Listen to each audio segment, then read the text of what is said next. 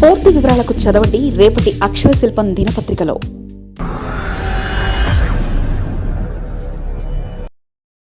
కర్ణాటకలో పప్పు బెల్లాల మంత్రి పదవులు. రాష్ట్రంలో మంత్రుల సంఖ్య ఏకాఏకిన 149.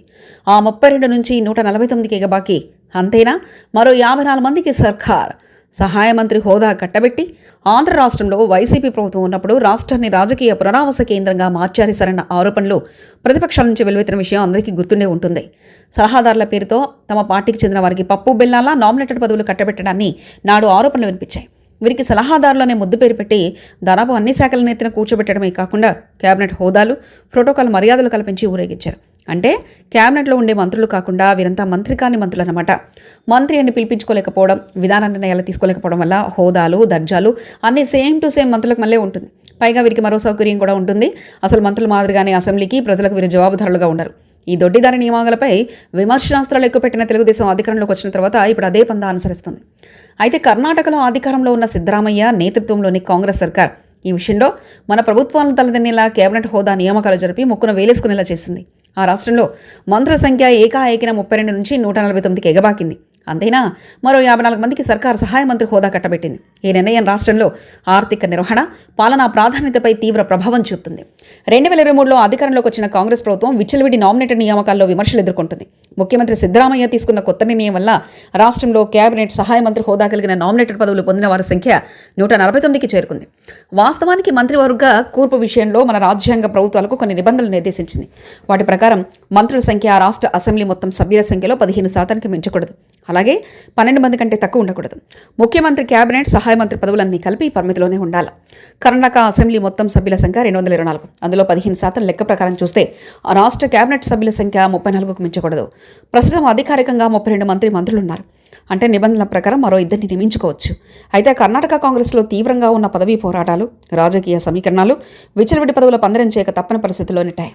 కానీ అందరికీ అమాత్య పదవుల్లో కూర్చోబెట్టాలనే నిబంధనల అడ్డుగోడలు ఈ పరిస్థితుల్లో మంత్రులుగా కాకుండా ఆ హోదా వెలగబెట్టే పదవుల పందరానికి సిద్ధరామయ్య తెరదీశారు. దొడ్డిదారిన ఏకంగా 117 మందికి మంత్రి స్థాయి ప్రోటోకాల్ను కల్పించి నియామకాలు చేస్తూ ప్రభుత్వం ఉత్తర్వులు జారీ చేసింది. ఫలితంగా రాజ్యాంగ పరిమితులకు మించి పదుల సంఖ్యలో నాయకులకు మంత్రి హోదా లభించింది. సిద్ధరామయ్య సర్కార్ తీసుకున్న ఈ నిర్ణయం తీవ్ర విమర్శలకు దారితీస్తుంది. ప్రతిపక్షాలు రాజకీయంగా దుమ్మెత్తిపోస్తుంటే ప్రభుత్వ చర్య రాష్ట్ర ఖజానాపై అదనపు ఆర్థిక భారం మోపుతుందని ఆర్థిక నిపుణుల నుంచి తీవ్ర అభ్యంతరాలు వ్యక్తమవుతున్నాయి.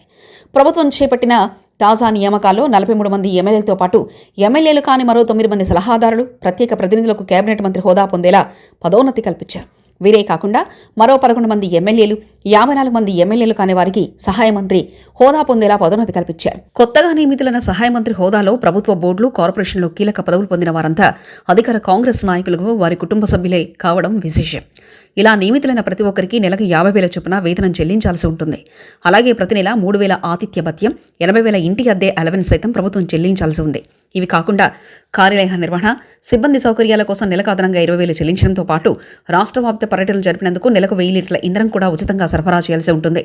ప్రస్తుత ధరల ఇంధన ఖర్చు ఒకటే 1,00,000కు పైగా అవుతుంది. ఇక వెలగబెడుతున్న వారికి రోజువారీ ప్రయాణ భత్యం కింద 2,000 నుంచి 2,500 వరకు ముట్ట చెప్పాల్సి ఉంటుంది.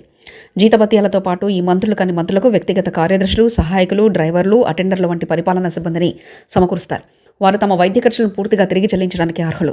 ప్రభుత్వ కార్యక్రమాల్లో రాష్ట్ర మంత్రుల మాదిరిగానే వారికి అధికారికంగా గౌరవం, ప్రోటోకాల్ మర్యాదలు లభిస్తాయి. ఉచిత హామీల అమలు కారణంగా ఇప్పటికే రాష్ట్ర ఖజానా తీవ్ర ఒత్తిడి ఎదుర్కొంటున్న పరిస్థితుల్లో నామినేటెడ్ పోస్టుల్లో కొలువైన వారికి భారీ చెల్లింపులు చేయడం వల్ల ఖజానాపై మరింత భారం పడుతుంది. ఆర్థిక సంక్షోభం ఏర్పడుతుందని ఆర్థిక నిపుణులు హెచ్చరిస్తున్నారు. పార్టీ నేతలను సంతృప్తిపరచడానికి ప్రజాధనాన్ని వెచ్చించడం తగదని హితవు చెబుతున్నారు. ఈ అంశం ఇప్పుడు రాజకీయ వర్గాల్లోనే కాకుండా ప్రజల్లోనూ చర్చనీయాంశంగా మారింది. దాదాపు ఇటువంటి పరిస్థితే ఆంధ్రప్రదేశ్లోనూ ఉంది. అవసరం లేకపోయినా పలు శాఖలకు సలహాదారులను నియమిస్తున్నారు. ఈ తరహా ఆర్థిక బాధ్యతారహితాన్ని అనుమతించరాదని వ్యాఖ్యలు వినిపిస్తున్నాయి. మరిన్ని కథనాల కోసం సబ్స్క్రైబ్ చేసుకోండి మీ అక్షర శిల్పం.